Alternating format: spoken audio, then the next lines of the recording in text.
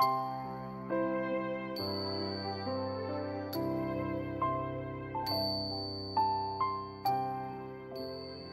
ัสดีครับคุณผู้ชมคุณผู้ฟังทุกท่านที่ติดตามชมช่องธรรมะธรรมดาในคลิปนี้เราจะมาฟังพระธรรมเทศนาของหลวงปู่เปลี่ยนปัญญาปฏิโปวัดอรัญญวิเวกจังหวัดเชียงใหม่ด้วยกันครับโดยจะเสนอพระธรรมเทศนาเรื่องจิตสงบพบความสุขและอยู่กับปัจจุบันเรามาฟังหลวงปู่เปลี่ยนท่านเทศสอนด้วยกันครับ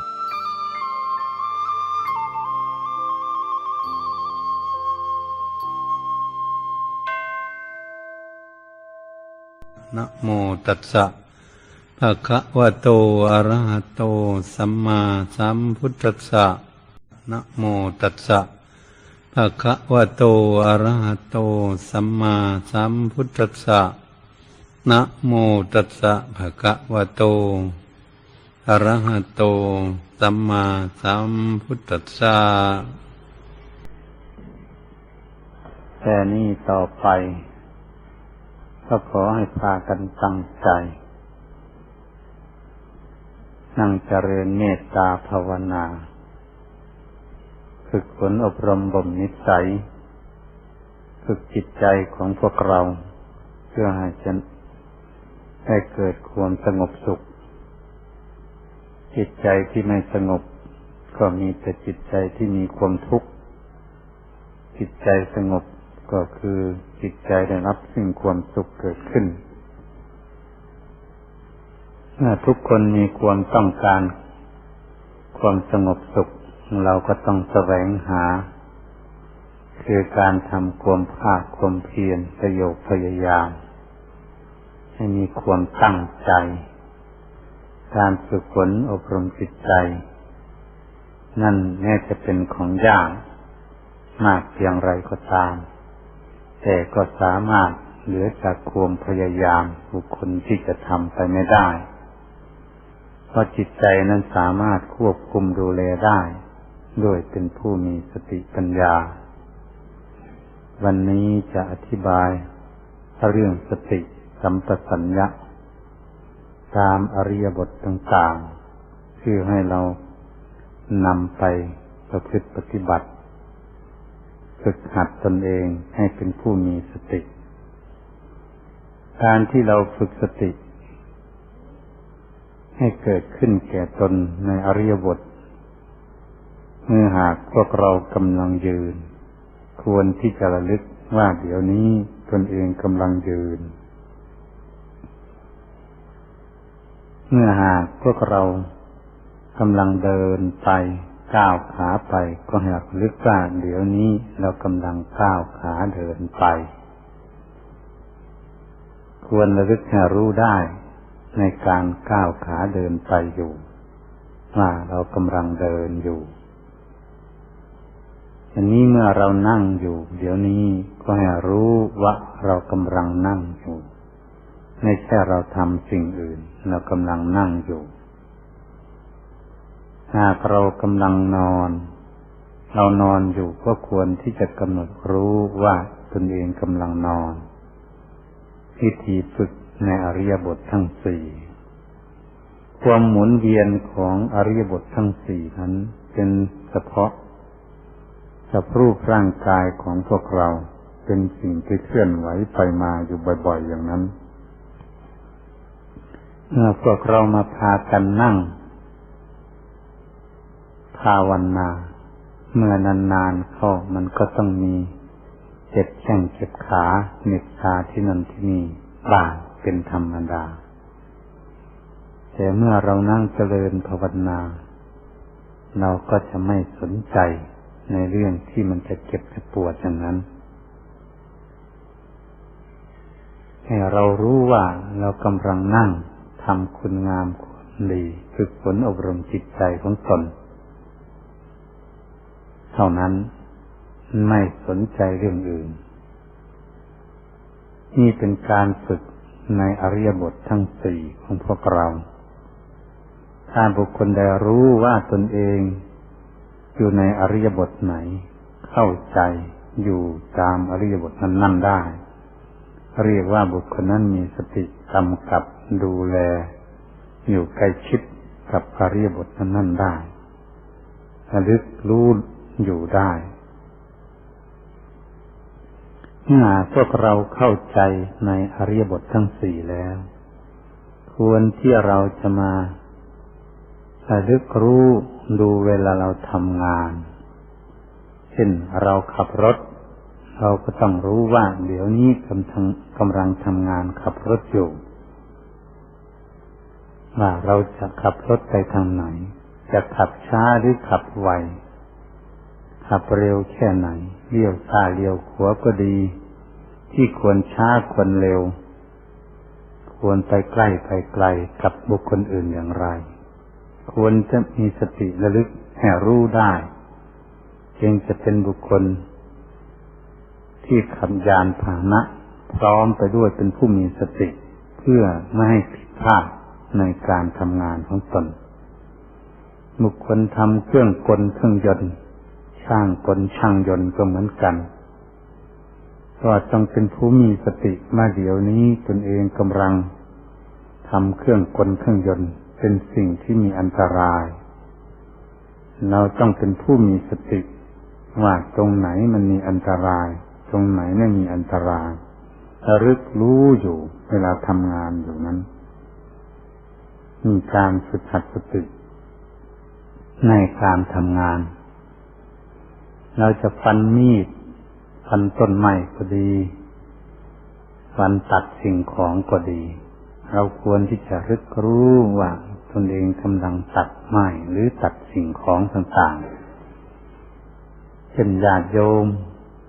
จะตัดผลไม้ก็ดีปาดผลไม้ตัดผักหรือสิ่งของต่างๆเราควรที่จะรึกรู้ว่าตนเองกำลังลงมือทำงานตัดสิ่งนั้นอยู่ให้รู้อยู่กับงานของตนคนเราควรที่จะฝึกฝนอบรมตนให้เป็นผู้มีสติจะทำงานสิ่งใดทุกสิ่งทุกอย่างจะตีตะปูก็ดีจะเลื่อยไม้ก็ดีจะทำกิจการงานอะไรทุกสิ่งทุกอย่างมีหลายการหลายงานที่เราทำกันอยู่ก็ให้รู้ว่าตนเองกำลังทำงานนั้นๆอยู่เช่นนายแพทย์เขาจะฉีดยาเขาก็ต้องเป็นผู้มีสติในการฉีดยาการตรวจโรคภัยไข้เจ็บต้องเป็นผู้มีสติจดจ่อฟังระบบของหัวใจหรือปอดหรือโรคภัยไข้เจ็บหรือการสั่นสะเทือนของประสาทในร่างกายเป็นไปอย่างไรเป็นผู้ใช้สติระลึกสัมปชัญญะรู้อยู่ในจุดนั้นไม่ได้ส่งจิตใจไปที่อื่นนั่นแหละจิตใจก็ไม่ไปเมื่อมีสติจดจ่ออยู่กับงานก็อยู่ด้วยกันเราควรที่จะเข้าใจว่าจิตใจนั้นถ้าเราระลึกอยู่ที่ไหนจะมีสติระลึกได้รู้อยู่ที่ไหนใจก็ย่อมอยู่ตามเพราะเป็นของที่อยู่ใกล้ชิดกันเป็นธรรมดาเมื่อเรามีสติแล้วเหตุฉะนั้นการฝึกสติยืนเดินนั่งนอนทำกิจการงานทุกสิ่งทุกอย่างเป็นสิ่งที่เราจะทำเนี่ยเราจะ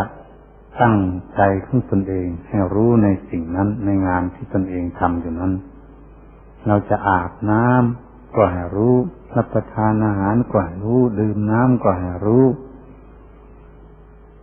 เรายืนเดินนั่งนอนในอริยบททั้งสี่เราเดินขึ้นบันไดก็ให้รู้ลงบันไดก็ให้รู้ปิดประตูหน้าต่างอะไรงานมันมากมายแต่อย่างไรก็ตามแต่การเรามีความภาคเพียรพยายามจะฝึกให้มีสติ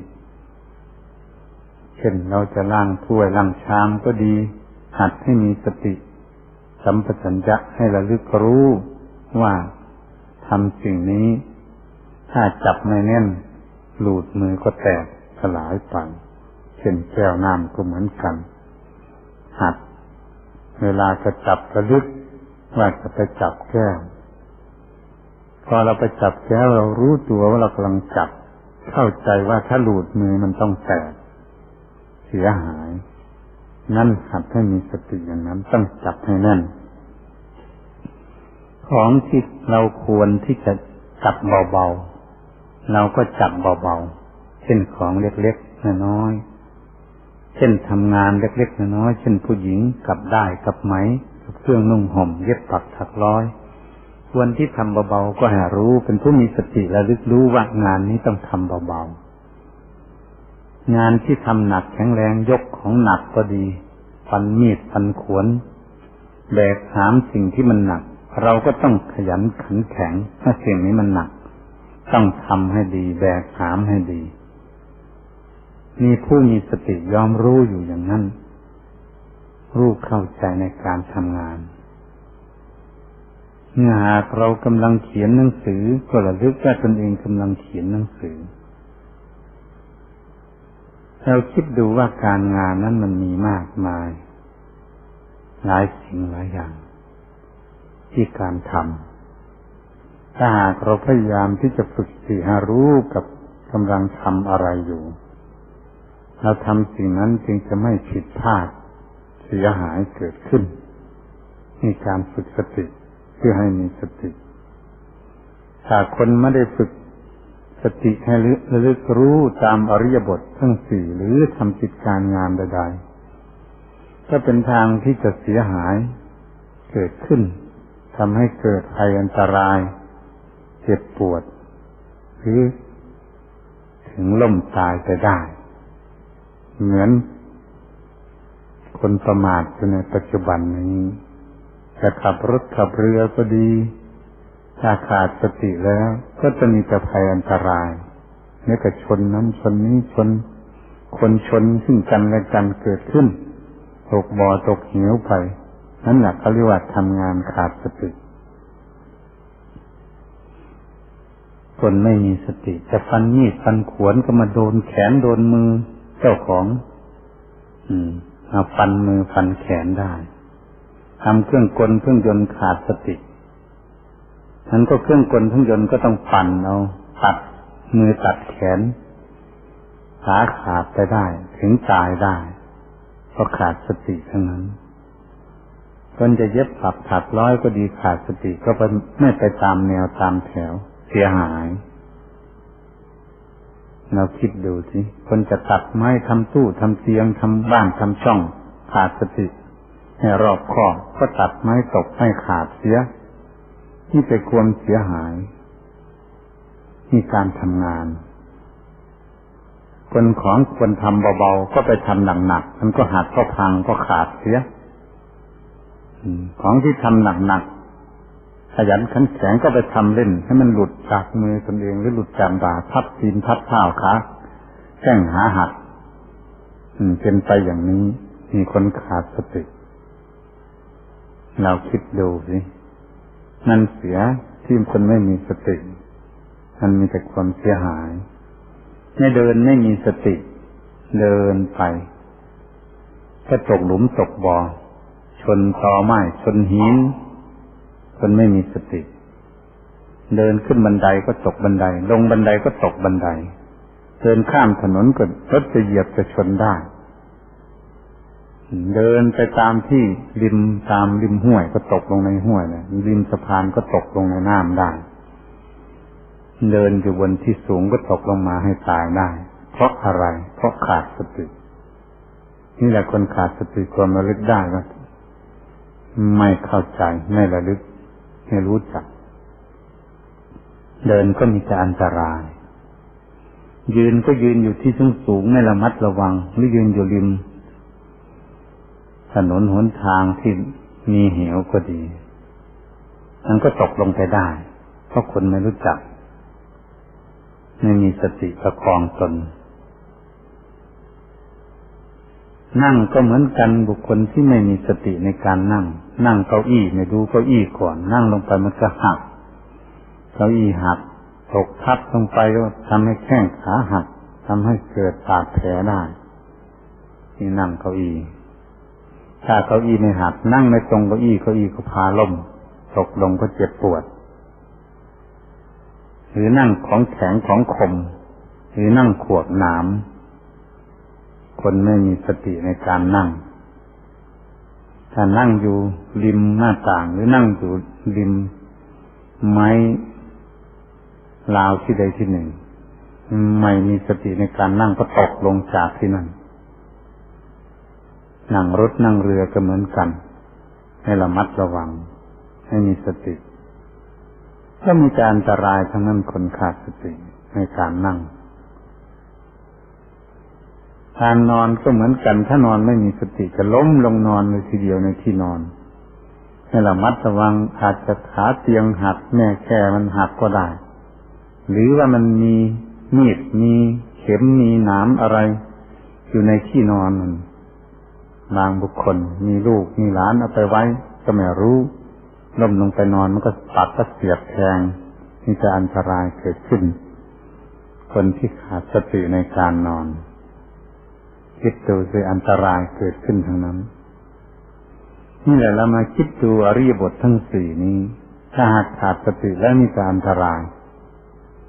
ถ้ามีสติแล้วก็ไม่มีอันตรายเพราะต้องรอบคอบในการเดินเดินนั่งนอนของตนจึงได้ควรที่ทุกคนจะฝึกเอาไว้ในอริยบททั้งสี่คนมีสติแล้วมันไม่ค่อยมีอันตรายพูดอย่างง่ายๆเรื่องขับรถนี่เป็นเรื่องเป็นการใหญ่ถ้าคนขับมีสติแล้วไม่ชนใครแน่ถ้ารถมันไม่เสียหายเช่นจากคนอื่นจะมาชนตนเองนี่ความดีมันเป็นอย่างนี้คนมีสติสัมปชัญญะระลึกรู้อยู่ว่าตนเองกำลังขับรถมันก็ไม่ชนใครเลยคนขาดสติหรือดื่มสุราเมลัยต่างๆมึนเมาขับไปแล้วไม่มีสติสตังตกถนนหนทางชนนั้นชนนี้ชนเพื่อนชนฝูงไปก็ตายกันอยู่แทบทุกวันมันเป็นอย่างนี้เองเพราะฉะนั้นเราต้องพากันฝึกเราเป็นนักปฏิบัติคือขัดสติให้รอบคอบในการขับยานพาหนะเดินทางไปที่โน่นที่นี่เพื่อจะไม่มีภัยอันตรายเกิดขึ้นแก่ตนเราก็จะได้อยู่สุขสบายถึงจุดหมายปลายทางได้บัดนี้เราควรที่จะฝึกสติให้ระลึกรู้ว่าเราพูดคุยกันเรื่องอะไรเรื่องที่เราพูดคุยกันนั้นมีเหตุมีผลอะไรมีประโยชน์อะไรบ้างที่เราเอามาพูดมาคุยกันหรือนี่เรื่องราวไม่มีประโยชน์ไร้สาระประโยชน์เฉยๆคุยกันมากมายกินเวลาเสียนานแต่ไม่มีสาระประโยชน์อะไรก็เสียการเสียเวลาเปล่าประโยชน์เราต้องมีสติในการพูดคุยกันคนที่ไม่มีสติพูดคุยกันนั้นเดี๋ยวมันก็พูดผิดพลาดออกไปพูดคำหยาบกระทบกระเทือนกันเกิดขึ้นพูดโกหกหลอกลวงกันพูดยุแย่กันได้พูดคำหยาบต่อกันพูดไม่มีสาระประโยชน์เกิดขึ้นได้นี่พูดคุยกันที่ไม่มีสติในการพูดคิดดูเขาด่ากันซึ่งกันและกันเขาโต้เถียงกันนั้นเห็นชัดเจนเลยทีเดียวว่าขาดสติในการพูดต้องเอาคำที่หยาบๆออกไปต่อว่ากันถกเถียงกันเกิดขึ้นถ้าหากต่อว่ากันทั้งสองนะใช่แต่วาจาวาทะคำหยาบๆออกไปใส่กันนะเขาเรียกว่าสาดน้ำใส่กันนั้นก็มีภัยอันตรายเกิดขึ้นในที่นั้นเลยทีเดียวดีไม่ดีก็ทุบตีฆ่าฟันลำแทงกันเกิดขึ้นเมื่อถกเถียงกันไม่หยุดนี่มันเป็นอย่างนี้ขาดสติพวกเราให้พยายามที่จะได้พิจารณาเรื่องการพูดคุยกันก็จะให้เข้าใจคนดื่มสุราเมลัยนี้จะพูดจะยิ่งจะพูดมากยิ่งพูดไม่มีสติไม่มีเรื่องมีราวอะไรเกิดขึ้นทำให้เสียหายดีไม่ดีก็ทุกคนทุกเมาก็ต้องไม่กลัวกันนะเนี่ยเหตุผลมันเป็นอย่างนี้ถ้าคนไม่เมาก็เหมือนกันถ้าหากมันถกมันเถียงมันพูดมันไม่มีสติแล้วก็มีแต่อันตรายจะเกิดขึ้น เกิดไม่มีความสงบเกิดขึ้นนี่แหละการพูดไม่มีสติมันมีความเสียหายอย่างนี้ถ้าหากเราพูดมีสติว่าเราพูดเรื่องอะไรเราพูดอยู่นั้นไม่มีประโยชน์ไหมกระทบกระเทือนแก่คนอื่นไหมหรือว่าหากมีประโยชน์คนอื่นถ้ามีประโยชน์ตนด้วยมีสาระมีคุณค่าด้วยพระพุทธเจ้าท่านสอนให้พูดสรรหาสิ่งที่มันเป็นประโยชน์ที่พูดคุยกันให้เหมาะสมกับกาลเทศะในสถานที่นั้นๆหาเรื่องราวนั้นๆการพูดเรียกว่าเป็นคนมีสติในการพูดคนมีสติในการพูดนี่ไม่ได้ถกได้เถียงกันและไม่โต้ได้แย้งกันแหละเพราะเขาต้องเรียกพูดสรรหาสิ่งที่ควรพูดจึงพูดสิ่งที่ไม่ควรพูดก็ไม่พูดนี่เราจะพยายามที่จะฝึกให้มีสติในการพูดอย่างนั้นเพื่อจะไม่ได้เปลืองเสียเวลาและ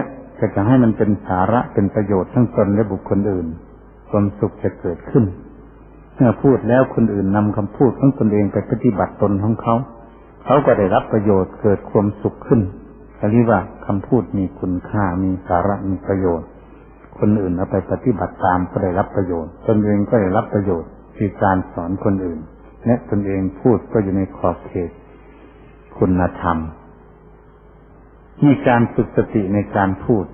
ควบคุมดูแลในการพูดนี่เราฝึกสติควบคุมดูแลจิตใจของพวกเราวกเข้าไปในงานภายในการฝึกฝนอบรมจิตใจเรียกว่างานภายในถ้าหากเราพร้อมแล้วตั้งแต่เราฝึกยืนเดินนั่งนอนในอริยบททั้งสี่ทำกิจการงานหน้าที่ทุกสิ่งทุกอย่างมีสติสัมปชัญญะระลึกรู้จนมาถึงพูดจาปราศัยระลึกรู้ในการพูดของตน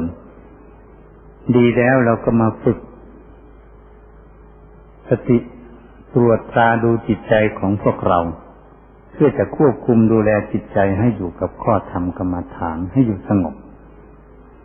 เมื่อเรามีสติดีแล้วเราก็สามารถที่จะควบคุมดูแลจิตใจของพวกเราให้อยู่กับข้อธรรมกรรมฐานจะให้อยู่ที่ไหนให้อยู่ในอารมณ์อะไรเราก็สามารถที่จะควบคุมดูแลจิตใจของพวกเราได้ถ้าสติสัมปชัญญะความระลึกรู้เร็วเท่าทันจิตใจก็สามารถควบคุมจิตใจให้อยู่กับสถานที่เราต้องการได้การที่เราฝึกจิตใจอยู่ไม่สงบนั้นก็คือเราขาดสติสัมปชัญญะเท่านั้นเองไม่มีอื่นไกลที่ทำให้จิตใจของเราไม่สงบไม่นิ่งอยู่เพราะเราขาดสติระลึกรู้ไม่เท่าไม่ทันจิตใจมันจึงวิ่งไปที่โน่นที่นี่มันไม่อยู่กับตนกับตัวมันไม่อยู่กับข้อธรรมกรรมฐานวิ่งไปโน่นวิ่งไปนี่วิ่งไปโน่นไปคิดโน่นคิดนี่อยู่สติก็ตามไม่ทันสักทีนั้นก็ไม่สงบจึงสมควรที่เราต้องฝึกสติของเราให้ระลึกเร็วรู้เร็วให้แข็งแกร่งให้รู้เท่าทันจิตใจจึงจะสามารถควบคุมจิตใจของพวกเรานั้นเอามาไว้กับข้อธรรมกรรมฐานได้นี่เป็นจุดเป้าสำคัญที่สุดในการฝึกฝนอบรมจิตใจต้องฝึกสติสัมปชัญญะก่อนแล้วก็จึงมาควบคุมดูแลจิตใจให้อยู่กับข้อธรรมกรรมฐานถ้าเรามีสติสัมปชัญญะเพียงพอแล้วก็หมดปัญหาที่เราจะฝึกฝนอบรมจิตใจของเรานั้นมันต้องฝึกฝนอบรมได้แน่นอนก่อนที่เราฝึกฝนอบรมไม่สงบก็คือเราขาดสติสัมปชัญญะเท่านั้นเองมีการที่ควบคุมดูแลจิตใจของพวกเราให้มันสงบอยู่ที่ไหนเราคิดเสียอย่างง่ายๆเราทุกคนทุกท่านมาที่นี่แล้วจะมาฝึกฝนอบรมจิตใจเราอย่าไปคิดถึงใครทำให้เหมือนอยู่คนเดียวลองดูสิเดี๋ยวนี้แหละเรานั่งอยู่กับหมู่เนี่ยให้เหมือนอยู่คนเดียวอย่าให้เหมือนอยู่มีคนอื่นมาอยู่ด้วยเราตัดออกไปหมดการที่จะทำให้สงบเร็วที่สุดต้องตัดบ้านตัดช่อง ตัดสิ่งตัดของอะไรละทิ้งหมดเหมือนเราไม่มีสมบัติอะไรเหมือนเราไม่มีเพื่อนมีฝูงสักคนเดียวไม่มีพ่อมีแม่ไม่มีลูกมีหลานสามีภรรยาไม่มีทั้งนั้นใครก็ไม่มีทั้งนั้นก็มาดูตัวเราลองดูเมื่อเราคนเดียวเราคนเดียวนั่งอยู่ที่นี่ทำให้เหมือนคนเดียวถ้าหากเราทำได้ใจก็สงบได้รวดเร็วไม่มีปัญหาอะไรยากทีนี้ถ้าหากมันเจ็บแข้งเจ็บขาเกิดขึ้นก็ไม่สนใจทั้งนั้นมันจะเป็นอะไรก็ให้มันเป็นเราไม่อ่อนแอไม่ท้อแท้กล้าหาญยืนหยัดมั่นคงมันจะเจ็บหลังเจ็บเอวก็ไม่สนใจทั้งนั้นเจ็บแข้งเจ็บขาไม่สนใจเจ็บที่ไหนไม่สนใจทั้งนั้นเราสนใจตั้งแต่ใช้สติสัมปชัญญะดูจิตใจของเราเท่านั้นเพื่อจะให้สงบอยู่กับตัวก่อนเมื่อมันอยู่กับตัวของเรานี่แล้วเราก็เอามาไว้กับลมหายใจเข้าออกได้เอาความคิดที่มันอยู่นั่นน่ะไม่สนใจกับอะไรนั่นน่ะก็มาสนใจดูลมหายใจเข้าออกการทำสมาธิฝึกฝนอบรมดูลมหายใจเข้าออกนั้นถ้าเอาแบบสั้นๆก็ดูแต่ปลายจมูกของพวกเราที่ลมสัมผัสวันนี้เราไม่สามารถที่จะฝึกหัดทั้งอยู่ที่เดียวนั้นก็ตามลมลงไปถึงปอดตามลมลงไปถึงท้องน้อยเนี่ยลมไปถึงท้องน้อยลมก็ขึ้นมาถึงปอดแล้วก็ออกดูจมูกดูอยู่นี่แหละสามระยะก็ไม่ให้จิตของเราไปที่ไหนถ้าหากเราละสิ่งต่างๆออกได้ดังได้กล่าวมานั้นมันก็ไม่สนใจมันก็ไม่ไปที่ไหนละจิตใจเพราะมันทิ้งหมดแล้วละทิ้งหมดแล้วทั้งอดีตทั้งปัจจุบันทั้งอนาคตทิ้งหมดเอาแต่ปัจจุบันธรรมอย่างเดียวคือแต่จิตในปัจจุบันว่าอยู่ที่ไหน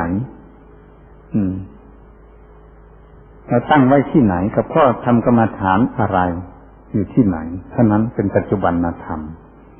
เมื่อเราดูอยู่อย่างนั้นแล้วจิตมันก็จะนิ่งสงบอยู่ที่เราควบคุมดูแลเท่านั้นเพราะมันทิ้งหมดแล้วนี่แบบที่ทำให้ทำจริงทำจัง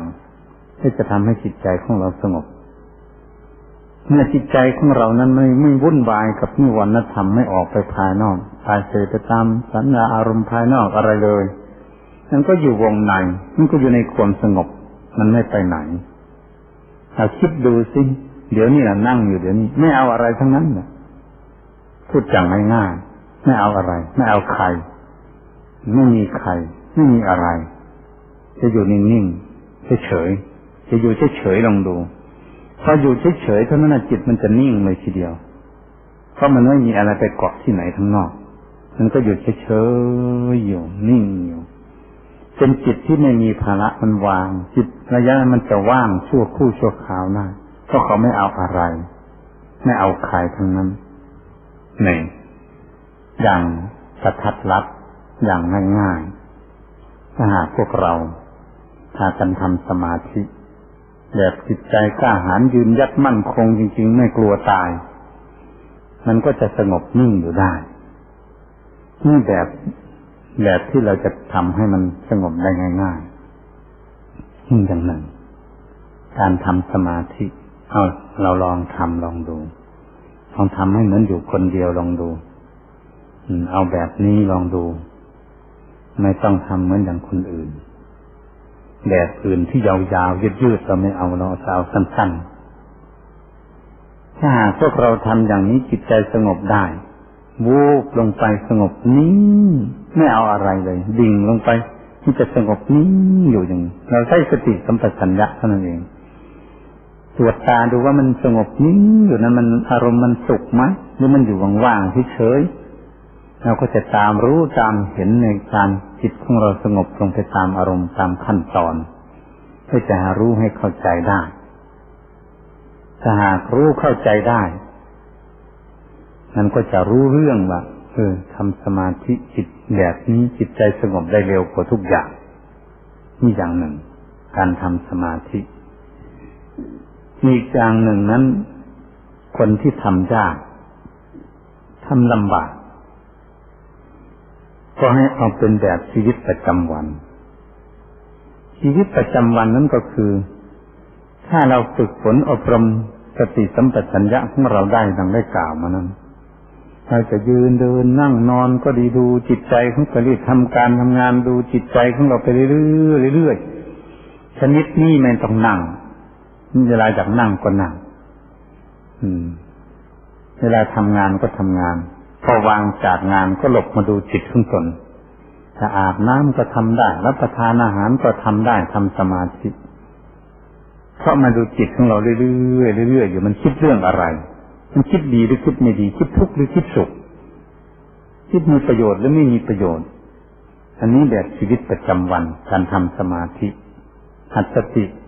คิดนึกพิจารณาดูจิตของตนเองบ่อยๆอยู่ตลอดถ้าหากเรารู้จักว่าคิดดีก็รู้คิดไม่ดีก็รู้อย่างง่ายๆถ้าคิดไม่ดีเราก็ละทิ้งเสียถ้ามันละยังไม่ได้ก็ภาคเพียรพยายามวิธีถอดวิธีถอนวิธีละวิธีปล่อยวิธีวางออกไปนั้นก็จะออกวางออกไปได้สิ่งไม่ดีถ้ามันคิดดีมันมีประโยชน์เราก็คิดสิ่งนั้นที่มันมีประโยชน์นี่เป็นชีวิตประจำวันในการทำสมาธิการทำความดีด้านจิตใจส่วนที่เราจะทำให้จิตใจของเราสงบอย่างหนักแน่นมั่นคงอยู่ตลอดนั้นพอออกจากชนิดนั้นแล้วจิตใจมันก็จะเป็นสมาธิเรื่อยๆเรื่อยๆได้ต่อไปเรากำหนดจดจ่ออยู่ที่เดียวลงดูเอาจิตจดจ่ออยู่ที่เดียวมันจะสงบวูบลงไปสงบลึกลงไปหนักแน่นมั่นคงได้มากหลายนาทีหลายชั่วโมงเกิดขึ้นได้สงบเราจะเห็นความว่างเปล่าเห็นความสงบสุขของจิตจิตไม่มีภาระไม่ยุ่งเหยิงไม่วุ่นวายจิตจะนิ่งสงบอยู่เหมือนกับของที่นิ่งอยู่ของที่นิ่งอยู่มันก็ต้องเงียบสงบไม่มีกระเทือนอะไรนั่นก็เป็นของที่สงบที่ของไม่นิ่งเขาเรียกว่าของไม่สงบชั้นใดก็ดีพวกเราจะพิจารณาอะไรให้รู้เห็นตามความเป็นจริงเกิดขึ้นให้เข้าใจแต่ละสิ่งละอย่างให้ชัดเจนนั้นต้องอาศัยจิตสงบถ้าจิตใจของเราไม่สงบแล้วเราดูอะไรไม่เข้าใจไม่แจ่มแจ้งไม่เห็นชัดเจนไม่หายสงสัยในสิ่งนั้นถ้าหากเราพยายามที่จะตั้งใจฝึกอบรมจิตใจให้สงบแล้วเราจะดูอะไรมันก็เห็นเหมือนกับว่าน้ำอยู่ในทะเลถ้าหากถูกลมขึ้นซัดน้ำเป็นฟองเป็นคลื่นอยู่น้ำมันไม่สงบเราก็ไม่สามารถที่จะมองเห็นปลาเห็นหอยเห็นก้อนหินอยู่ในน้ำนั้นไม่ได้เพราะน้ำมันไม่สงบหรือน้ำอยู่ในขันก็ดีในโอ่งก็ดีในหม้อถ้าหากเราเอามือไปกวนน้ำไม่สงบน้ำกระเพื่อมอยู่ตลอดเราก็ไม่เห็นความสกปรกอยู่ในก้นโอ่งถ้าหากน้ำสงบน้ำทะเลก็เหมือนกันเพราะใต้ทะเลเราสามารถจะมองเห็นหินเห็นกรวดเห็นชายเห็นปูเห็นป่าได้เพราะน้ำมันนิ่งน้ำอยู่ในหม้อในโอ่งในขันก็เหมือนกันถ้าหากมันนิ่งสงบเราก็เห็นตะกอนความสกปรกอยู่ในก้นขันก้นโอ่งได้ชัดเจนไม่มีความสงสัยอะไรชั้นใดก็ดีพวกเราจะรู้บุญรู้บาปรู้คุณรู้โทษรู้ประโยชน์ไม่ใช่ประโยชน์ก็ดีต้องอาศัยที่ฝึกฝนอบรมจิตใจนี่เองให้สงบแล้วเราจึงจะดูอะไรเข้าใจแจ่มแจ้งชัดว่ามีเหตุมีผลอย่างไรได้จึงได้ฝึกฝนอบรมจิตใจให้สงบนั่นเองถ้าเราคิดดูแล้วบางคนเวลามันวุ่นวายเกิดขึ้นคิดอะไรไม่ออกนั้นแหละจิตไม่สงบคิดอะไรไม่ออกไม่รู้ว่าคิดเรื่องอะไรจะเอาอะไรวุ่นวายไปหมดนั้นจิตไม่สงบมันเป็นอย่างนั้นถ้าจิตของเขาสงบนิ่งอยู่เขาสามารถที่จะคิดข้อปัญหาประเด็นนั้นออกมาได้ตัดสินใจลงไปได้นี่มันเห็นชัดรู้ชัดในสิ่งนั้นได้ เป็นอย่างนี้การฝึกฝนอบรมจิตใจถ้าเราจะเปรียบเทียบเหมือนเราถือไฟฉายแสงไฟฉายนั้นเหมือนกับจิตใจของพวกเราแต่รูปภาพติดอยู่บนฝาผนังนั้นถ้าเราอยากดูแล้วถ้าเราประคองไฟฉายมันไม่นิ่งไม่สงบตรงกับรูปภาพแล้วมันสั่นสะเทือนมันล้มหน้าล้มหลังอยู่ไปซ้ายไปขวาอยู่นะเราไม่เห็นภาพมันชัดเจนได้ว่าคือภาพมันคืออะไร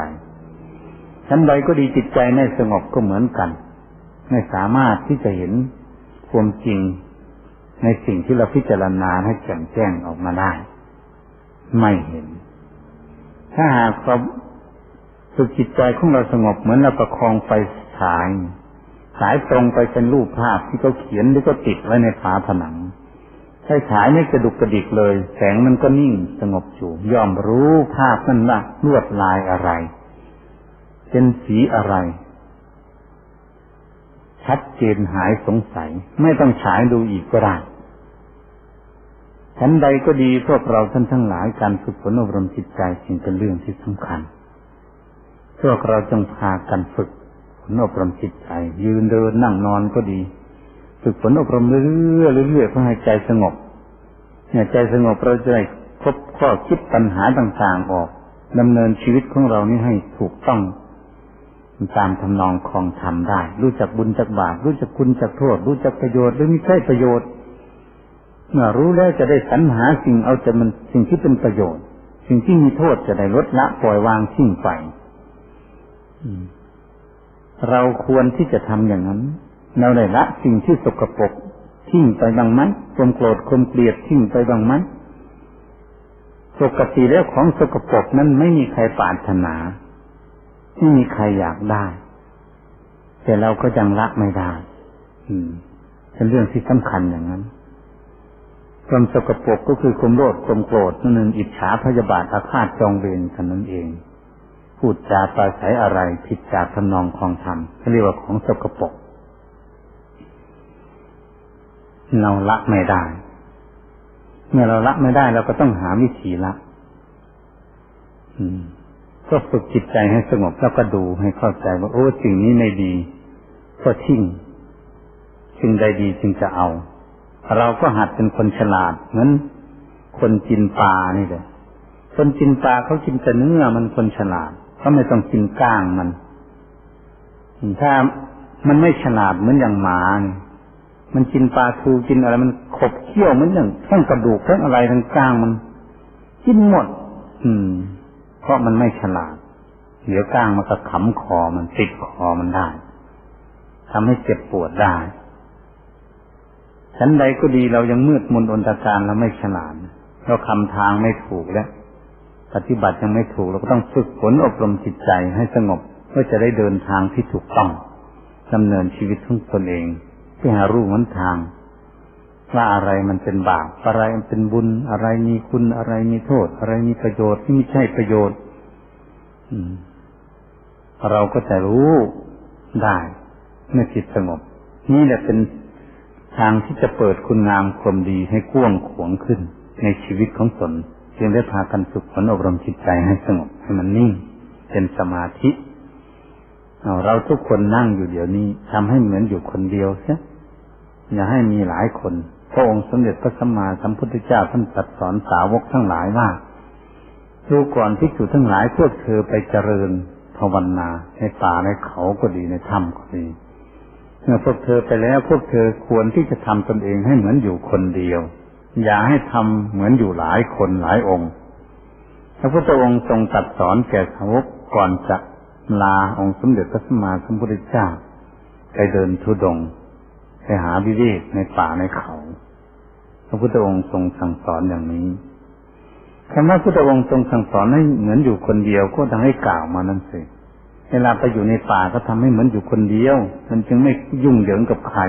ใจมันจึงสงบเป็นสมาธิง่ายเมื่อทำให้เหมือนอยู่คนเดียวจริงๆก็อยู่หลายคนแต่จิตใจของเราสงบเป็นสมาธิอยู่ก็เหมือนอยู่คนเดียวแล้วเราอยู่มากๆเป็นร้อยๆหลายร้อยคนก็ตามแต่ใจของเรานี้เป็นสมาธิอยู่ก็เทียบกับเราอยู่คนเดียวเหมือนอยู่คนเดียวนิ่งสงบอยู่ไม่ไปยุ่งกับใคร นั่งอยู่ไม่ออกไปยุ่งกับใครใครพูดเรื่องอะไรไม่ออกไปยุ่งทั้งนั้นนี่พระพุทธองค์ทรงสั่งสอนอย่างนี้ใจไม่ออกไปยุ่งไม่ออกจากสมาธิจิตใจหนักแน่นมั่นคงอยู่กับตนกับตัวควบคุมดูแลอยู่ก็เรียกว่าเหมือนอยู่คนเดียวเราอยู่มากๆคือเหมือนอยู่คนเดียวคนทำตนเองให้เหมือนอยู่คนเดียวก็เป็นคนเบาคนสบายไม่ได้รังเกียจใครเพราะรักษาจิตใจของตนเองให้สงบเป็นสมาธิอยู่บ่อยๆเท่านั้นเอง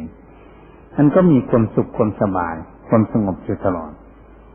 คนจิตใจสงบก็เหมือนคนยืนอยู่ริมทุ่งยืนอยู่ริมทุ่งนาเมื่อรถเมื่อเรือเมื่อโคเมื่อกระบือออกมาจากทุ่งนาเห็นหมดเห็นชัดเจนหมดนั้นแหละจิตสงบเป็นอย่างนั้นเมื่อจิตสงบแล้วอารมณ์อะไรเกิดขึ้นภายในจิตของพวกเราอะไรอารมณ์อะไรดีอะไรไม่ดีมันเกิดขึ้นมันรู้มันเข้าใจในสิ่งนั้นได้ก็ฉันนั้นเหมือนกันเหตุฉะนั้นพวกเราท่านทั้งหลายที่มีความตั้งใจฝึกฝนอบรมจิตใจให้สงบเป็นสมาธิก็อย่าไปยุ่งเหยิงกับอะไรทำให้เหมือนอยู่คนเดียวลองดูสิถ้าเราทำเหมือนนั่งอยู่คนเดียวเราก็สงบอยู่คนเดียวอยู่กับคนมากๆก็เหมือนอยู่คนเดียวเฉยไม่ยุ่งกับใครทั้งนั้นดูแต่จิตใจของตนเองให้นิ่งสงบอยู่กับตัวเท่านั้นมันก็จะมีความสงบสุขเป็นสมาธิได้ถ้าจิตใจมันยังออกไปเราจะอยู่คนเดียวนี่ไปยุ่งกับใครทำไมตักเตือนจิตใจด้วยเป็นผู้มีสติสัมปชัญญะได้สติควรระลึกได้ระลึกว่าจิตคิดระลึกว่าจิตอยู่ตรงนี้อยู่กับอารมณ์นี้สติสัมปชัญญะเขาประคองจิตให้สงบนิ่งจิตก็สงบนิ่งอยู่นั่นนะดิ่งอยู่นั้นสงบถ้ามันสงบเป็นพักๆชั่วคู่มันก็กระดุกกระดิกอยากออกเราเรียกเป็นคณิกะสมาธิถ้าเราดึงเข้ามาอีกจิตสงบลึกนาน30-40 นาทีก็เป็นอุปจารสมาธิถ้าเราประคองไม่สงบนิ่งอยู่ตลอดเลยไม่ออกไปนั่งเป็นชั่วโมงคนก็ไม่ออกนิ่งอยู่อย่างเหมือนอยู่คนเดียวอย่างนั้นสงบนิ่งรู้อยู่ว่าสงบอยู่อย่างนั้นก็เป็นอัปปนาสมาธิก็อยู่ว่างๆอยู่สบายสงบนี่เราพากันทำแบบนี้พยายามให้มันได้ถ้าเราทำได้แล้วเราก็จะได้รับความสงบนิดๆหน่อยมันก็สุขน้อยๆสงบขนาดกลางมันก็สุขขนาดกลางถ้ามันสงบเป็นอัปปนาสมาธิเราจะเห็นความสงบมันล้นค่าถ้ามีความสงบจริงๆทำจิตใจให้เป็นสมาธิมีความสุขจริงๆจะรู้เลยเพราะอะไรมันละทิ้งหมดสมบัติทั้งหลายละคนอื่นก็ละทิ้งอารมณ์ต่างๆก็ไม่ยุ่งจะอยู่ความสงบมันก็สุขเลยมันก็สุขสบายนี่เรียกว่าหาสมบัติให้เกิดขึ้นแก่ตนหาความสงบให้เกิดขึ้นแก่ตนเนี่ยจิตใจของเราสงบมีความสุขเราก็สุขคนเดียวนั่นน่ะคนอื่นเขาไม่รู้ว่าเราสุขยังไงก็แบ่งให้ใครไม่ได้ก็เป็นหน้าที่ของเจ้าของจะได้การสัมผัสความสงบสุขก็สัมผัสได้ด้วยตนเองว่าสุขแค่ไหนสุขสบายยังไงเราดินยูชนรู้ด้วยเฉพาะตนเองพระพุทธองค์ทรงสั่งสอนเอาไว้เหตุฉะนั้นแต่นี้ต่อไปก็ขอให้ทุกท่านจงตั้งใจใช้สติสัมปชัญญะประคองจิตใจของตนให้อยู่กับข้อธรรมกรรมฐาน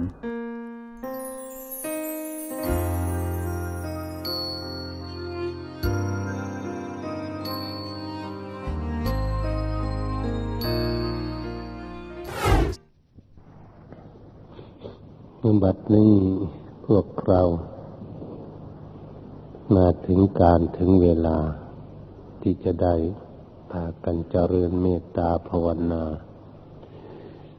ฝึกฝนอบรมจิตใจของพวกเราท่านทั้งหลายให้รู้เท่าทันกับเหตุการณ์ในปัจจุบันธรรมพวกเราท่านทั้งหลายมาพิจารณาดูเรื่องราวต่างๆที่ทำให้จิตใจของพวกเรานั้นไม่สงบมีความวุ่นวายมีความทุกข์อยู่ในปัจจุบันนี้เพราะเหตุมีอะไรเป็นเครื่องรบกวนจิตใจของพวกเราท่านทั้งหลายอยู่ในทุกขอิริยาบถยืนเดินนั่งนอนอยู่ก็ตามจิตใจของพวกเราท่านทั้งหลายมีความทุกข์ความวุ่นวายอยู่ใน ในเรื่องอะไรบ้างนี่พวกเราท่านทั้งหลายจะได้ใส่ความระลึกได้สัมปชัญญะความรู้ตัวมาตรวจตาในเหตุการณ์ที่สิ่งมารบกวนจิตใจของพวกเรานั้นครูบาอาจารย์นักปราชญ์ทั้งหลายท่านกล่าวว่าสติตาทำเมาในอดีตหลงในอดีตอนาคตาทำเมาในอนาคตหลงในอนาคตปลดเปลื้องออกไม่ได้จึงทำให้พวกเรานี่ลุ่มหลงปัจจุบันนาธัมโมในปัจจุบันนี้เป็นธรรมะอันแท้จริงที่พวกเราจะได้พิจารณาเพื่อหาเหตุผลค้นคว้าหาวิธีปลดเปลื้องอารมณ์ที่เกิดขึ้นภายในจิตใจของพวกเรานั้นในเรื่องอดีตสิ่งใดที่ผ่านมาแล้วพวกเราทุกคนอาจจะหวนระลึกนึกถึงสิ่งที่เป็นอดีตที่ผ่านมานั้นตั้งแต่เราเกิดขึ้นมาตั้งแต่เล็กๆน้อยๆก็ดีมันมีเรื่องราวอะไรเกิดขึ้นตั้งแต่เป็นนักเรียนนักศึกษาจนเข้ามาถึงวัยหนุ่มสาวมีเรื่องอะไรเกิดขึ้นประสบผลประสบเหตุการณ์อะไรหรือจะถูกทุบถูกตีถูกด่าถูกว่านินทานานาต่างๆหรือเรื่องราวใส่ลายป้ายสีอะไรทุกสิ่งทุกอย่างที่มันไม่ชอบในจิตใจของพวกเรานั้นก็เป็นเรื่องของอดีตเรื่องของอดีตนี้เองเป็นเรื่องที่สำคัญถ้าเราพากันหวนระลึกนึกถึงเรื่องอดีตอยู่จิตใจของเรานั้นก็หลงผัวพันพันเฟืออยู่ในเรื่องอดีตเป็นฝ่ายที่ไม่ดีก็มีโกรธเกลียดแค้นจิตใจเศร้าหมองขึ้นมาไม่พอใจในสิ่งที่เป็นอดีตที่เราได้พบได้เห็นได้ยินได้ฟังมานั้นนี่เมื่อเราพากันพิจารณาดูจิตใจอยู่เรื่องเหล่านั้นก็จะเกิดขึ้นมารบกวนจิตใจของพวกเราท่านทั้งหลายไม่ให้สงบเกิดมีพยาบาทความโกรธความเกลียดเครียดแค้นเกิดขึ้นมาเพราะอารมณ์ไม่พอจิตกับจิตใจนั่นเองนี่พวกเรามาพิจารณาดูเช่นนี้ในเรื่องอดีตที่ผ่านมานั้นทำไมจิตใจของพวกเราท่านทั้งหลายจึงไปพัวพันฟั่นเฟือยึดติดอยู่ในสิ่งเหล่านั้นนี่เป็นเรื่องที่สำคัญก็เพราะเราพากันไม่เข้าใจในเรื่องนั้นจึงปล่อยปละเสียสละออกจากจิตใจไม่ได้ส่วนมากแล้วคนมีความทุกข์อยู่ในปัจจุบันนี้ก็เป็นเรื่องของอดีตทั้งนั้นเองคำว่าเรื่องอดีตมันผ่านมาชั่วโมงหนึ่งหรือ 2-3 นาทีมันก็เป็นเรื่องอดีตทั้งนั้นไม่ใช่เรื่องปัจจุบันเหตุฉะนั้นพวกเราท่านทั้งหลายตั้งแต่เกิดมาแต่เล็กจนใหญ่จนมาถึงเฒ่าถึงแก่ก็ดีหากมีเรื่องอย่างนี้เกิดขึ้นแก่ตนแล้วควรที่จะเสียสละละปล่อยไปเสียสิ่งที่แล้วไปมันก็ควรที่จะแล้วไปแล้วไม่ควรที่จะมาคำนึงระลึกถึงในสิ่งที่มันล่วงไปแล้วเพราะมันเสียไปแล้วมันล่วงไปแล้วนี่แหละวิธีแก้ไขจึงเป็นเรื่องที่สำคัญอันนี้เรื่องที่เขาสรรเสริญก็ดีเรื่องมีความสุขก็ดีเรื่องเป็นอดีตที่ผ่านมาเรื่องเขาที่ยกจอก็ดียศถาบรรดาศักดิ์ทั้งหลายหรือเขาสมมุติว่าให้เป็นคนดีอย่างนั้นอย่างนี้ต่างๆเรื่องอย่างนี้เรื่องที่เป็นฝ่ายดีก็ตามแต่ถูกคนสรรเสริญถูกคนยกย่อบุคคลก็จะหลงอีกว่าตนเองนี่มียศถาบรรดาศักดิ์มีหน้ามีตาว่าประพฤติคุณงามความดีอะไรต่างๆเรื่องอดีตที่ผ่านมานั้นถ้าควรอย่าเอามาหลงเพลิดเพลินในอารมณ์ที่เป็นอดีตที่ผ่านมาเพื่อไม่ให้จิตใจของพวกเรานั้นลุ่มหลงอยู่ในอดีตมัวเมาในอดีตที่ผ่านมานั้นเป็นอย่างไรก็ตามเราก็ควรที่จะศึกษาในเรื่องทั้งสิ่งดีและไม่ดีทั้งมีความทุกข์และมีความสุข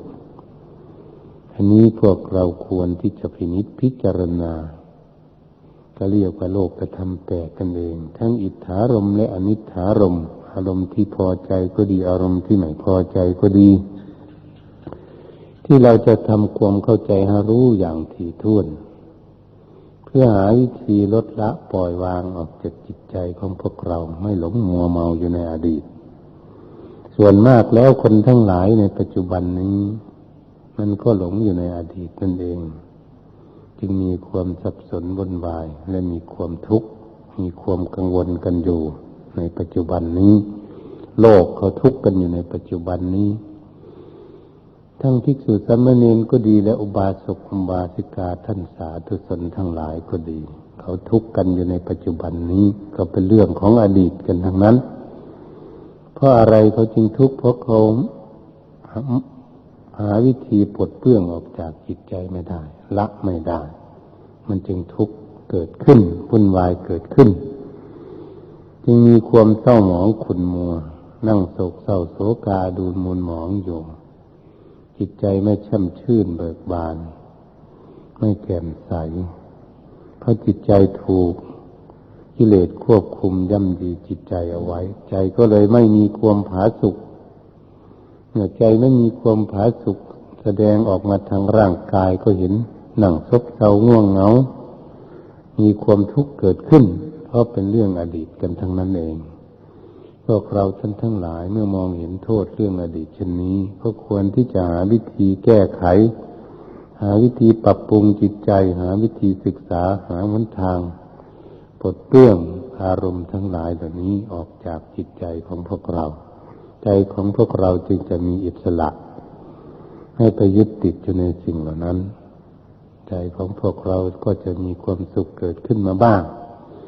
ถ้าเราปลดเปลื้องแก้ไขได้น้อยเราก็มีความสุขนิดๆหน่อยๆถ้าหากเราแก้ไขได้ว่องไวได้รวดเร็วแก้ไขได้มากเรื่องอดีตทั้งหลายเหล่านั้นเราก็จะสบายมีความสุขมากขึ้นตามลำดับของการปลดเปลื้องและการแก้ไขในเรื่องอดีตที่ผ่านมานี่กล่าวถึงเรื่องอดีตที่ผ่านมาทุกคนก็คงจะได้ประสบพบเห็นมา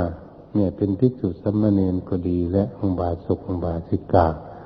พุทธบริษัททั้งหลายก็คงจะได้ประสบพบเห็นมากันไม่มากก็น้อยแต่เราเกิดมาจนถึงปัจจุบันนี้แต่อย่างไรก็ดีพวกเราควรที่จะเข้าใจหาวิธีลดละปล่อยวางไปเสียเพื่อจะทำให้เราสบายใจแบบนี้อนาคตาธรรมเมาหลงในอนาคตสิ่งที่ยังไม่มาถึงยังไม่เกิดขึ้นแต่เราก็คาดคะเนหมายถึงว่าสิ่งนั้นจะเกิดขึ้นอย่างนี้อย่างนี้จะเป็นอย่างนั้นอย่างนั้นอย่างนั้นอันที่พวกเราแสวงหาและคิดหาปรับปรุงหาค้นคว้าหาเรื่องอนาคต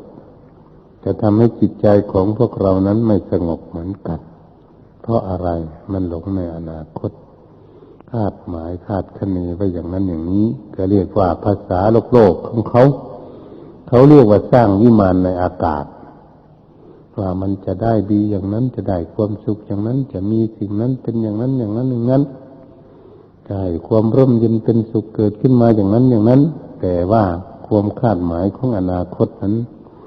มันก็ยังมีประโยชน์กว่าทางอดีตแต่มันก็ทำให้เรานี้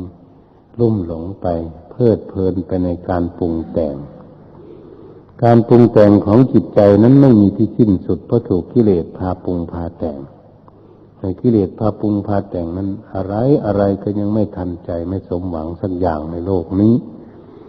นี่เพราะกิเลสมันชักจูงจิตใจให้ปรุงให้แต่งการปรุงแต่งทั้งดีและไม่ดีสังขารทั้งหลายถ้าคนไม่มีสติสัมปชัญญะยับยั้งชั่งใจเอาไว้ใจจะไปตามกันการปรุงแต่งอยู่ไม่มีที่สิ้นสุดลงได้ถ้าพวกเราทั้งหลายมาพิจารณาเมื่อบุคคลพากันนอนหลับจิตใจมันก็ยังแสวงหาวิ่งไปทางอนาคตก็ดีว่าไปเห็นสิ่งโน้นสิ่งนี้เป็นอย่างโน้นอย่างนี้มันก็ยังไปอยู่จิตใจตัวของคนนอนหลับมันก็ยังฝันไปโน่นไปนี่ได้ว่าเป็นอนาคตจะเป็นอย่างนั้นอย่างนี้แต่พวกเราท่านทั้งหลายเมื่อมาคิดดูพิจารณาดูเช่นนี้แล้วก็อาจจะมีอยู่บ้าง มากบ้างน้อยบ้างแต่ละบุคคลเรื่องอนาคตก็จึงเป็นสิ่งที่สำคัญให้คนพากันลุ่มหลงมัวเมาอยู่เรียกว่าอนาคตาธรรมเมาหลงในอนาคตสิ่งที่ยังไม่มีไม่ถึงไม่เคยได้พบได้เห็นแต่เราพากันสร้างคุณงามความดีอยู่ในปัจจุบันนี้เราก็หวังอนาคตเพื่อจะปลดปล่อยละกิเลสให้หมดให้สิ้นไปในอนาคตการข้างหน้าการหมายถึงอนาคตนี้ถ้าหากเราไม่มีสติปัญญาเพียงพอโดยดีแล้วเราจะเห็นว่าบุคคลนั้นทำให้ตนเองให้ล่าช้าทำการงานอะไรทุกสิ่งทุกอย่างเอาอนาคตว่าเมื่อไหร่มันจะเสร็จก็แล้วแต่มันจะทำเล่นอยู่มันจะไม่ปฏิบัติจริงๆถ้ารักษาศีลก็ดีเขาก็จะคิดว่าอนาคตจะรักษาให้มันดีมันเป็นอย่างนี้เรื่องอนาคตข้างหน้าจึงจะทำให้จิตใจให้สงบมันคาดมันหมายอยู่ข้างหน้าจึงจะสร้างปัญญาที่นิพพิจารณาให้มันเกิดขึ้นให้ได้รับความสงบระยะเหนียวนี่ไม่เอาแหละตรงนี้สิมันทำให้ตนเองมีความประมาทให้ล่าช้ามันจะไม่ขยันขันแข็งไม่กระตือรือร้นไม่รักษากิจการงานหน้าที่ไม่รักษาศีลไม่รักษาการเจริญเมตตาภาวนาของตนอันนี้แหละมันจะทำให้เราเสียเวลาเสียประโยชน์นมนานไปอันบุคคลทั้งหลายได้เมาตั้งแต่อนาคตหลงในอนาคตอยู่แล้วเหมือนบุคคลทั้งหลายเขาคิดตั้งแต่หนุ่มแต่น้อยไม่ต้องเข้าวัดต้องทำจำศีลมันเป็นเรื่องของคนเฒ่าคนแก่จึงควรเข้าวัดต้องทำจำศีลเมื่อถึงกลางคนเขาก็ว่าเหมือนกันกำลังทำการทำงานไม่มารักษาศีลเจริญภาวนาเป็นเรื่องของคนเฒ่าคนแก่ก็มันก็มีความประมาทเช่นนั้นวันนี้เมื่อมาถึงเฒ่าถึงแก่แล้วมันก็หาว่ามันเฒ่ามันแก่เข้าวัดฟังธรรมจำศีลไม่ได้พลุงพลังตาก็ไม่ดีแข้งขาก็ไม่ดีไปห้องน้ำก็ไม่ได้ไปนั่งเจริญเมตตาภาวนาก็ไม่ได้เข้าไปเอามาก็ต้องมีคนเป็นคนประมาทอยู่แต่บ้านไปไหนก็ไม่ได้เอาไปเอามาก็ตายไปเปล่าประโยชน์เฉยๆงั้นบุคคลทั้งหลายเขาไม่มาฝึกฝนอบรมเหมือนพวกเราองค์สมเด็จพระสัมมาสัมพุทธเจ้าท่านเรียกว่าคนประมาทคนคาดคะเนในอนาคตหลงในอนาคตอยู่ทำให้เสียการเสียเวลาทำให้เสียชาติเกิดเปล่าประโยชน์ไม่ได้สร้างสมอบรมบารมีคุณงามความดีให้เกิดให้มีขึ้นแก่ตนตักตวงเอาคุณงามความดีไม่ได้เพราะตนเองเป็นคนประมาทอันนี้เองจึงไม่ให้หลงในอนาคตไม่ให้เมาในอนาคตพวกเราท่านทั้งหลายถ้าหากรู้อย่างนั้นก็ควรที่จะยับยั้งชั่งใจของตนเองอนาคตจะค่อยเป็นค่อยไปเป็นเรื่องของมันเรามาพากันพินิจพิจารณาในปัจจุบันธรรมคำว่าปัจจุบันธรรมโมในปัจจุบันนี้เป็นธรรมะที่แท้ที่เราจะหาวิธีแก้ไขวิธีปรับปรุงให้เกิดให้มีขึ้นทั้งทานก็ดีทั้งศีลก็ดีทั้งภาวนาก็ดีเราจะตรวจตาของเราได้ทำอะไรไว้บ้างทางคุณงามความดีให้รักษาศีลอะไรไว้บ้างได้บริสุทธิ์เราได้นั่งเจริญเมตตาภาวนาจิตใจสงบในปัจจุบันบ้างไหมถ้าจิตใจของเราสงบระงับเป็นสมาธิแล้วเราได้พิจารณาข้อธรรมไหมได้พิจารณาถึงสังขารภายนอกภายในไหมให้ตั้งใจหยิบยกข้อธรรมกรรมฐานหรือข้อธรรมะข้อใดข้อหนึ่งมาวิจัยวิจารณ์พินิจพิจารณาเพื่อจะให้รู้แจ้งเห็นจริงในธรรมะคำสั่งสอนของพระพุทธเจ้าแต่ละข้อนั้นที่เราจดจำเอาไว้ได้ฟังธรรมจากครูบาอาจารย์หรือได้ศึกษาเราเรียนดูตำรับตำราก็ดีได้ยกขึ้นมาได้พิจารณาให้เข้าใจในถี่ถ้วนในธรรมข้อนั้นเพื่อให้เราพากันหายสงสัยในธรรมข้อนั้นบ้างไหมอันนี้เป็นเรื่องที่ในปัจจุบันที่เราจะได้หาวิธีแก้ไขสิ่งอะไรเกิดขึ้นในปัจจุบันเกิดขึ้นในจิตใจของพวกเราก็ดีเราก็จะได้หาวิธีแก้ไขหาวิธีทำความเข้าใจให้รู้ว่าอารมณ์นี้เกิดขึ้นมาจากต้นรากเหง้าข้อมูลมันเกิดขึ้นมาอย่างไรเกิดขึ้นมาในการกระทำหรือ เรากระทำอะไรด้วยกายหรือเราทำแล้วผลความทุกข์จึงเกิดขึ้นมาอย่างนี้เราควรที่จะได้พิจารณาในปัจจุบันว่าทำในปัจจุบันนี้ผ่านไปนิดหน่อยก็ตามหรือเรานั่งทำสมาธิอยู่นี้เราทำอะไรในปัจจุบันมันนี่เราพากันรักษาศีลในปัจจุบันของเราใช้สติปัญญาตรวจตาดูศีลธรรมของตนเองอยู่นั้นก็ในปัจจุบันก็เป็นเรื่องของตนเองที่จะตรวจตาในปัจจุบันบริสุทธิ์ดีไหมหรือไม่บริสุทธิ์จะได้แก้ไขอย่างไรปรับปรุงตนเองอย่างไรการที่เรามาดูปัจจุบันธรรมตรวจตาดูจิตใจของพวกเราก็เหมือนกันจิตใจสงบระงับเป็นสมาธิไหมหรือจิตใจปรุงแต่งทั้งอดีตอนาคตหรือไปปรุงไปแต่งไปติดพัวพันฟั่นเฟืออยู่กับอะไรในปัจจุบันนี้นี่เป็นเรื่องที่พวกเราจะพิจารณาในปัจจุบันเมื่อจิตใจของพวกเรามีความสุขก็เหมือนกันมีความสุขมันเอิบมันอิ่มปลื้มปิติยินดีในความดีอะไรในการกระทำหรือการพูดหรือการคิดจิตของเราจึงมีความผาสุกร่มเย็นเป็นสุขเกิดขึ้นอย่างนี้ในปัจจุบันเราก็ต้องดูในปัจจุบันนี่แหละว่ามันเกิดขึ้นมาจากต้นละหลังเงาข้อมูลอะไรเราคิดค้นหาอะไรมันจึงเกิดขึ้นมามันจึงมีความสุขเราได้พิจารณาธรรมข้อไหนที่เรากังขาลังเลสงสัยอยู่ไม่เข้าใจยังวุ่นวายอยู่กับธรรมข้อนั้นยังไม่รู้แจ้งเห็นจริงเรายกขึ้นมาพินิจพิจารณาแล้วเข้าใจในธรรมข้อนั้นแจ่มแจ้งชัดเจนจนถึงที่สุดของธรรมะข้อนั้นจิตใจของเรานี้จึงมีความสุขเกิดขึ้นเราก็ควรที่จะรู้ว่าเราพิจารณาธรรมนั่นเองเราจึงมีความสุขถ้าเราพิจารณาอย่างนี้แล้วก็เรียกว่าเราพิจารณาในปัจจุบันธรรมนี่เป็นข้อสำคัญที่สุดองค์สมเด็จพระสัมมาสัมพุทธเจ้าเป็นบรมครูของพวกเราท่านทั้งหลายพระพุทธองค์ทรงสั่งสอนอยากให้พิจารณาในปัจจุบันธรรมอะไรมันเกิดขึ้นในปัจจุบันก็ต้องหาวิธีแก้ไขในปัจจุบันหาวิธีดับหาวิธีเสียสละละปล่อยวางเกิดขึ้นเช่นจิตของพวกเราเศร้าหมองก็เหมือนกันขุ่นมัวหงุดหงิดไม่โปร่งโล่งไม่สบายไม่เบาจิตของเรามันหนักมันขุ่นมัวมันชบเชาอยู่มันไม่แช่มชื่นไม่เบิกบานในปัจจุบันนี้เราก็จะแก้ไขในปัจจุบันนี้แหละให้จิตใจของเรามันได้รับรู้ให้มันวางสิ่งที่มันเศร้าหมองให้จิตใจของเรามันแช่มชื่นเบิกบานเกิดขึ้นนี่เป็นเรื่องของพวกเราท่านทั้งหลายที่จะได้แก้ไขถ้าจิตใจเราแจ่มใสแช่มชื่นเบิกบานลื่นเรืองสง่าผ่าเผยอยู่มีความตื่นอยู่แช่มชื่นเบิกบานอยู่ในปัจจุบันนี้อันสิ่งที่ทุกคนมีความปรารถนากันอยู่นักปฏิบัตินักใฝ่ใจในธรรมทั้งหลายใฝ่ฝันหาตั้งแต่ความผาสุกทางด้านจิตใจส่วนร่างกายนั้นก็พอจะเข้าใจได้บ้างมันไม่มีความสุขแม้5 นาทีหรอกวันหนึ่ง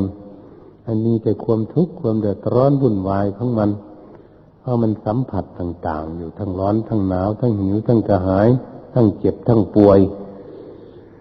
มันเป็นอยู่ทั้งวันทั้งคืนเลยทีเดียวมันมีความสุขเมื่อไหร่มันหาความสุขไม่ได้ท่านจึงเรียกว่าเกิดขึ้นมามันเป็นทุกข์สังขารและร่างกายกายเป็นทุกข์ส่วนจิตใจของพวกเราท่านทั้งหลายนั้นสิเรามาพิจารณาว่าจิตของเรามีโรคภัยไข้เจ็บอะไรมันจึงทุกข์กิเลสอะไรมันมาเบียดเบียนกิเลสอะไรมันมาเหยียบย่ำยีจิตใจของเราจิตใจของเรามันจึงทุกข์จึงมีความวุ่นวายเกิดขึ้นอยู่เรายืนเดินนั่งนอนอยู่ที่ไหนเราก็ยังมีความทุกข์อยู่ด้านจิตใจร่างกายไม่มีโรคภัยไข้เจ็บแต่จิตใจมันมีโรคภัยไข้เจ็บมันยังเศร้าหมองอยู่มันขุ่นมัวอยู่มันยังโกรธยังเกลียดมันยังโลภยังหลงอยู่เราจะหาวิธีแก้ไขอย่างสิ่งเหล่านี้เพื่อให้มันหมดมันสิ้นจากดวงใจของพวกเราการที่จะเข้าใจในเรื่องอย่างนี้ก็เป็นผู้มีสติความระลึกได้สัมปชัญญะความรู้ตัวพิจารณาดูจิตคือความคิดมันคิดอยู่ที่ไหนมันคิดเรื่องอะไรเราก็จะใช้สติปัญญาของเราให้รู้เท่ารู้ทันติดตามดูกระแสจิตของตนเองยืนเดินนั่งนอนอยู่ ทำกิจการงานอะไรมันก็ดูได้จะอาบน้ำมันก็ดูได้ปัสสาวะอุจจาระมันก็ดูได้ดูจิตใจเราจะยืนอยู่มันก็ดูได้เดินไปมันก็สามารถดูได้นั่งอยู่ดูได้นอนดูอยู่มันก็นอนดูได้ดูจิตใจของตนเพราะมันไม่ใช่เรื่องของคนอื่นมันเป็นเรื่องของตนมีบุคคลเป็นผู้มีความภาคเพียรประโยชน์พยายามอยู่ทุกอริบทอย่างนี้เองถือว่าเป็นบุคคลที่ไม่มีความประมาทญาติโยมทั้งหลายก็เหมือนกันภิกษุสามเณรก็เหมือนกันมีสติปัญญาอยู่อย่างนี้พิจารณาดูจิตใจอยู่อย่างนี้ตามดูแลจิตใจของตนอยู่อย่างนี้ก็เรียกว่าบุคคลนั้นมีความเพียรอยู่เนืองนิดฝึกฝนอบรมจิตของตนเองอยู่ไม่ขาดก็เรียกความเพียรไม่ขาดสายไม่ขาดวรรคขาดตอนการที่เราใช้สติปัญญาดูจิตไม่ขาดวรรคขาดตอนนี่เองเราจะเห็นอารมณ์ที่เกิดขึ้นภายในจิตเห็นจิตของตนเองติดอยู่ในอารมณ์ได้ก็จะได้แก้ไขด้วยตนเองเหตุฉะนั้นเราบุคคลที่ฝึกฝนอบรมจิตใจของตนสงบระงับเป็นสมาธิแล้วเขาจึงสามารถที่จะดูจิตใจของเขาได้เพราะใจไม่ไปไหนใจทุกข์ใจสุขมันยอมรู้ใจอยู่เฉยๆก็ยอมรู้ด้วยตนเองไม่ใช่แต่รู้ของคนอื่นมันจะรู้เองเพราะดูได้การที่บุคคลมาใช้สติปัญญาดูจิตใจของตนได้ในปัจจุบันธรรมเป็นธรรมะที่แท้จริงอย่างนี้ต้องเป็นบุคคลที่หัดฉลาดอยู่ตลอดหัดดูอยู่ตลอดนั่นเองสติมันจึงจะแก่กล้าขึ้นมาได้ปัญญาจึงจะเฉลียวฉลาดหาวิธีแก้ไขหาวิธีตักเตือนจิตใจของตนหาวิธีแนะนำจิตใจให้รู้เท่าทันกับเหตุการณ์ที่มันปรุงแต่งขึ้นมาที่จิตใจจะไปรับเอาอารมณ์นั้นมาจะรับทุกข์หรือรับสุขก็ดีถ้าจิตใจมันฉลาดว่องไวทันแล้วมันก็ย่อมรู้ว่าสิ่งนี้ดีสิ่งนี้ไม่ดีเกิดขึ้นเหมือนกับบุคคลที่เขาสอนนักเรียนนักศึกษาเมื่อเขาศึกษาเราเรียนในข้อวิชาความรู้แขนงต่างๆของเขาที่ศึกษาเราเรียนอยู่ถ้าเขาดูบ่อยๆเขาศึกษาบ่อยๆเขาก็ชำนิชำนาญที่จะเข้าใจในวิชาความรู้แขนงที่เขาเรียนวิชาที่เขาเรียนจะเข้าใจได้ง่ายเพราะเขาดูและเพราะเขาศึกษาเพราะครูอาจารย์แนะนำสั่งสอนอยู่บ่อย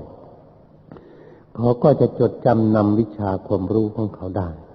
ไปสอบยังจะสอบได้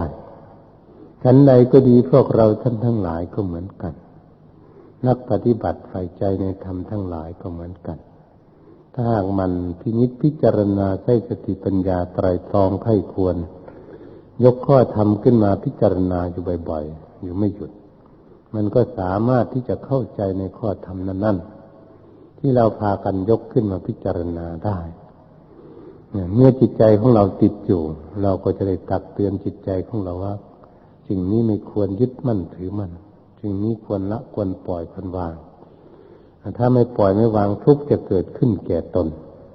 ถ้าทุกคนมีสติปัญญาตักเตือนจิตของตนอย่างนี้จิตมันยอมรับสารภาพตามความเป็นจริงของเขาได้ถ้าจิตใจของเรายอมรับเมื่อไหร่ยอมรับสารภาพตามความเป็นจริงเมื่อไหร่ก็เมื่อนั่นแหละมันก็จะเห็นของจริงมันก็จะละได้จริงในสิ่งนั้นได้ถ้าเขาจำได้แม่นยำเขารู้จริงแล้วมันก็จะถึงที่สุดในการรู้ในธรรมะข้อนั้นถ้าหากเรารู้เราสอนให้จิตใจของเรารู้แต่รู้เป็นโลกิยธรรมรู้แล้วมันก็หลงลืมอีกมันก็หลงไปอีกอันนั้นก็เรียกว่าโลกิยปัญญายังมารู้แจ้งเห็นจริงเห็นชัดยังละยังปล่อยเลยยังวางไม่ได้เพราะยังไม่รู้โทษในสิ่งนั้นมันก็ละไม่ได้เด็ดขาดเหมือนบุคคลละความโลภะก็ดีอยากได้อะไรทุกอย่างมากๆแต่เมื่อเรา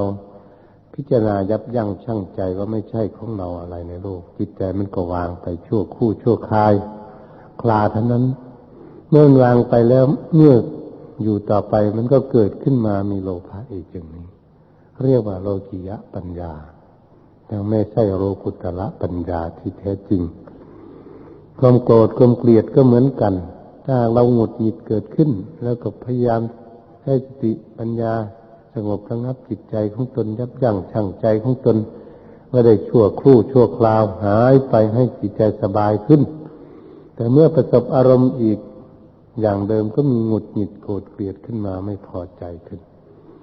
นี่ก็เรียกว่าโลกิยะปัญญาการระงับความโกรธก็เหมือนกันไม่ใช่โลกุตระปัญญาถ้าโลกุตระปัญญานั้นถ้ารู้แจ้งเห็นจริงแล้วก็ไม่ต้องเรียนไม่ศึกษาอีกในเรื่องอย่างนั้นก็ละก็ปล่อยก็วางได้เข้าใจแจ่มแจ้งในสิ่งนั้นได้จึงจะเป็นโลกุตระธรรมที่เราพากันอยู่นิพพิจารณาเห็นในปัจจุบันธรรมอันนี้เป็นเรื่องงานของพวกเราท่านทั้งหลายทั้งภิกษุสามเณรและอุบาสกอุบาสิกาผู้ใฝ่ฝันหาความผาสุกให้เกิดขึ้นแก่จิตใจของตนทุกคนต้องศึกษาทั้งนั้นแม้ตั้งแต่ครูบาอาจารย์นักปราชญ์ราชบัณฑิตเมธีทั้งหลายที่ท่านเป็นครูเป็นอาจารย์ของพวกเราตั้งแต่องค์สมเด็จพระสัมมาสัมพุทธเจ้าสั่งสอนสาวกสาวิกาทั้งหลายมาถึงสมัยครั้งพุทธกาลครูบาอาจารย์นักปราชญ์บวชสืบกันมาก็สอนต่อทอดกันมาเรียกว่าสอนความรู้ติดมาสืบเนื่องกันมาเรื่อยๆให้ความรู้ความเห็นแก่ศิษย์มาเรื่อยๆศิษย์ก็พยายามปฏิบัติรอบรู้ตามไปเรื่อยๆอันนี้แหละพวกเราพิจารณาดูอย่างนี้ก็เป็นโชคดีของพวกเรายังมีครูมีอาจารย์กำหนดจดจำข้อธรรมคำสั่งสอนของพระพุทธเจ้าน้อมนำมาแนะนำสั่งสอนชี้แจงแนะแนวหนทางให้พวกเราได้ประพฤติปฏิบัติพวกเราต้องรู้บุญรู้คุณของพระพุทธเจ้ารู้บุญรู้คุณของครูบาอาจารย์ถ้าเป็นผู้มีบุญมีคุณมีเมตตาแก่พวกเรามากก็เราจึงได้รับฟังได้ยินสิ่งที่ไม่เคยได้ยินได้ฟังเราจึงได้พากันมาทำคุณงามความดีมาบวชในภิกษุในบวรพุทธศาสนานี้เป็นของทำได้ยากผู้ที่จะเข้ามาวัดฟังธรรมจำศีลก็เป็นของที่ทำได้ยากเมื่อทุกคนได้เข้ามาแล้วก็เป็นหน้าที่ของทุกคนและทุกท่านภิกษุสามเณรจะได้พากันฝึกฝนอบรมตนตามกำลังความสามารถของตนไม่ใช่เราจะไม่ทำเราทำอยู่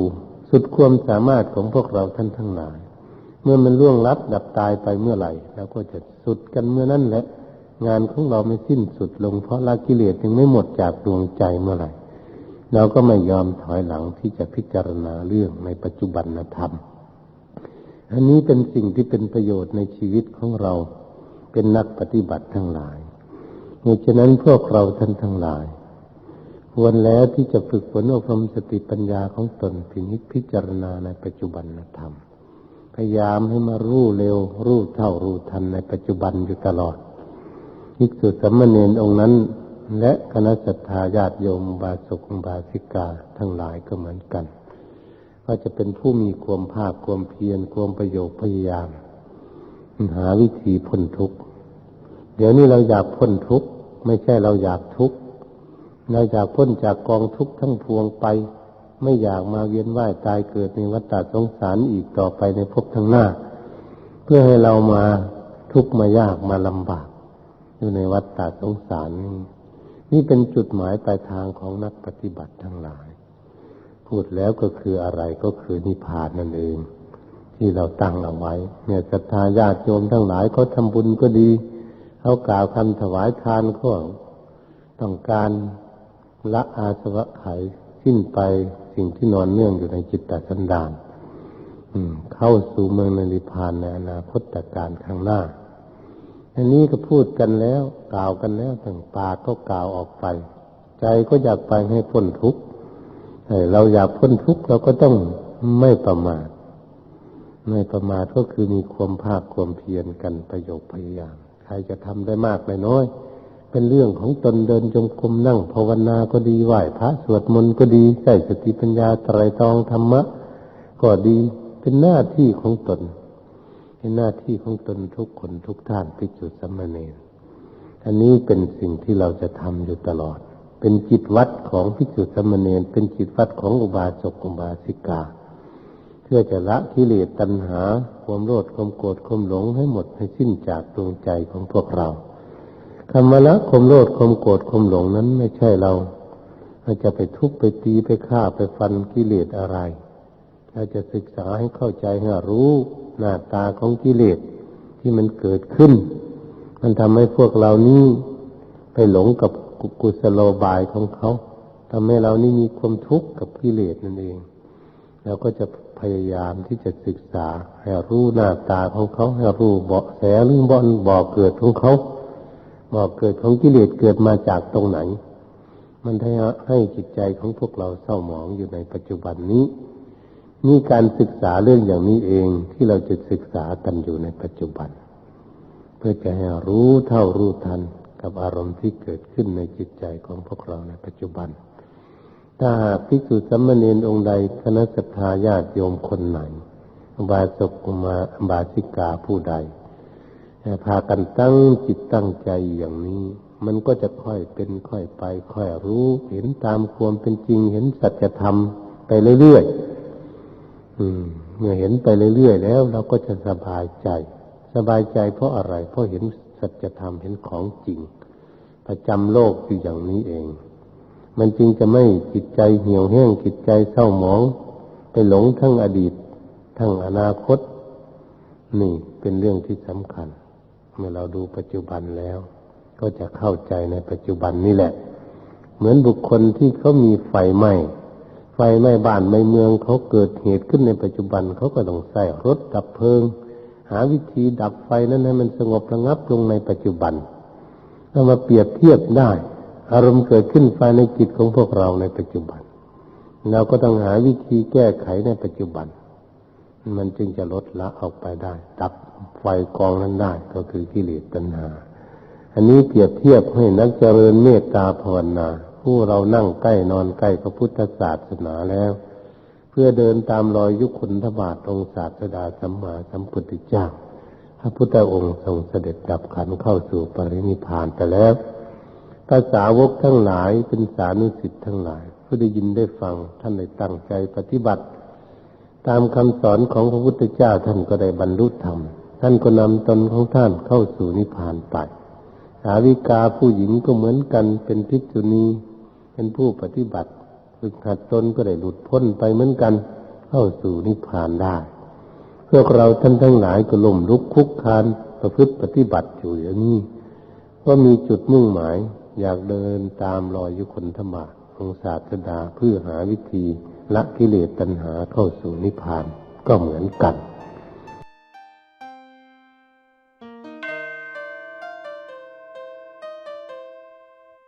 ครั้นว่าวัยยังหนุ่มยังสาวก็หลงว่ามันยังหนุ่มยังสาวอยู่เมื่อวัยกลางคน